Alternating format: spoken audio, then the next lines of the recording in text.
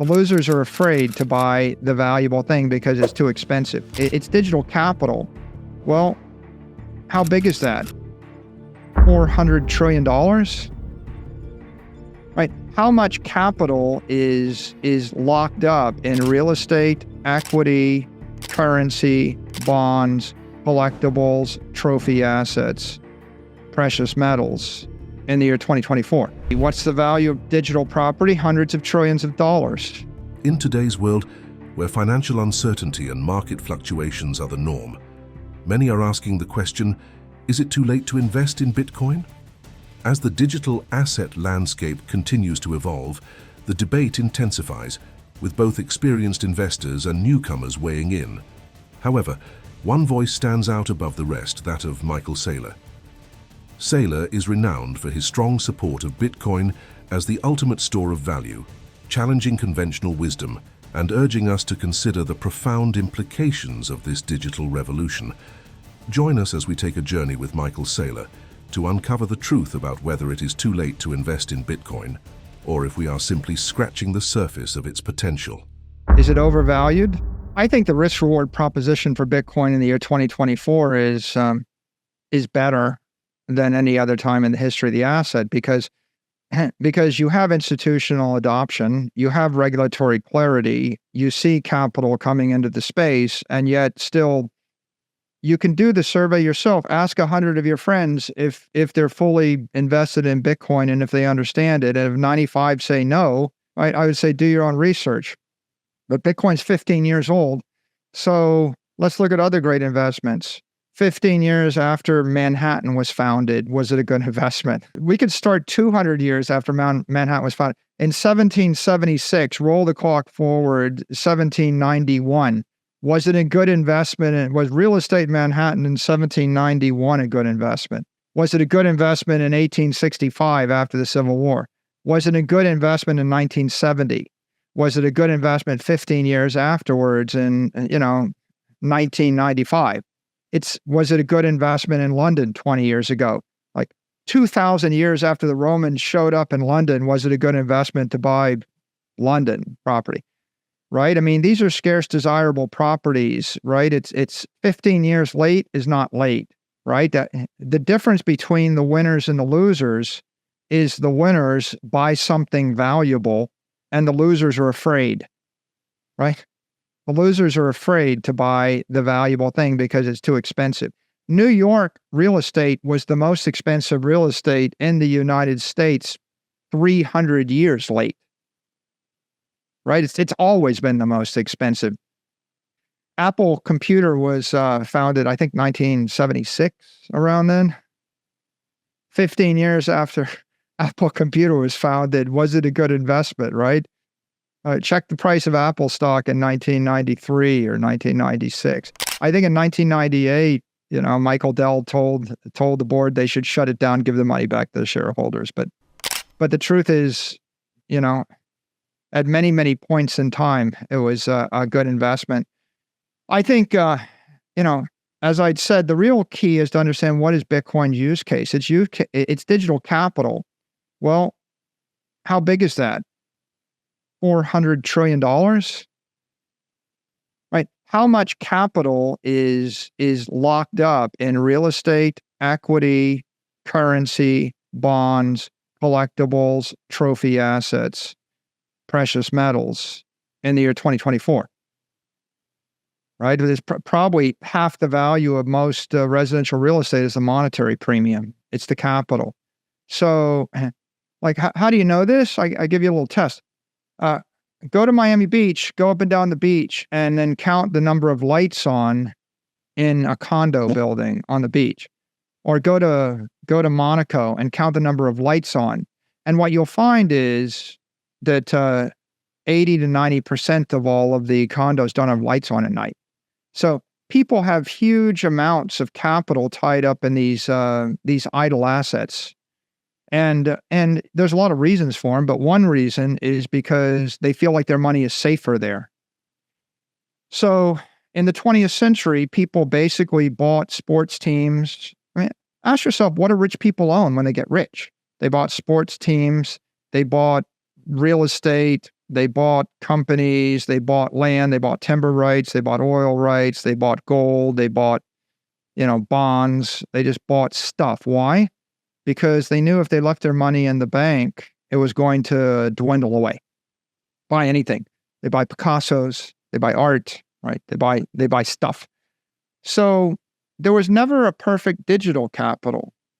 If you were a rich Russian and you had a choice between buying a bunch of real estate in Moscow or buying Bitcoin, well, with ex post facto hindsight, looking back for the last 30 years, okay, now let's play that out and you're a rich Nigerian. Now you're a rich, Turk. Now you're rich in Lebanon, right? If you, and we don't have to be rich. You can, anybody with any amount of money anywhere in the world, right? You've got the last 100 years of history. You live in Germany in 1930. What do you want, a building or Bitcoin? You live in Argentina. What do you want? You want to own land? You want to own a building? You want a company? You want Bitcoin? The currency is going to collapse 5 times in 140 years. 5 times, right? Okay, so this is why we want to study history. If you study history, you're going to find that the currency collapsed thousands of times. In fact, on average, it collapses everywhere. Probably, it collapses everywhere on average every 50 years in the history of the world. And that's maybe me being charitable. Today's video is sponsored by Stampseed. Don't store your Bitcoin in cold storage without stamping your seed phrase on an indestructible titanium plate. Stampseed is fireproof, rust-proof, impact-proof, and easy to hide. It has no loose parts and will give you ultimate peace of mind that your Bitcoin is safe and sound for the long term. Click the link in the description below for 15% off your stamping kit. Welcome to Bit Intelligence. We are committed to bringing you top-notch Bitcoin-only content, twice weekly. Doing this is quite a lot of work.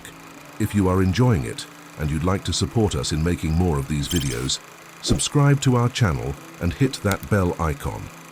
If you are willing to go a step further, consider contributing to our Lightning wallet on Geyser to help us get the funding we need to keep bringing you these videos. You can also join our channel here on YouTube for as low as $2.99 per month. Okay, back to the video. So, is it too late? Well, can you actually take all of your property, put it in your pocket, and leave the country on one-day notice if you need to? If not, then you're probably not too late, right? So if you go through that exercise, you can't take your building with you. You can't take your bars of gold with you. You can't take your stock shares with you.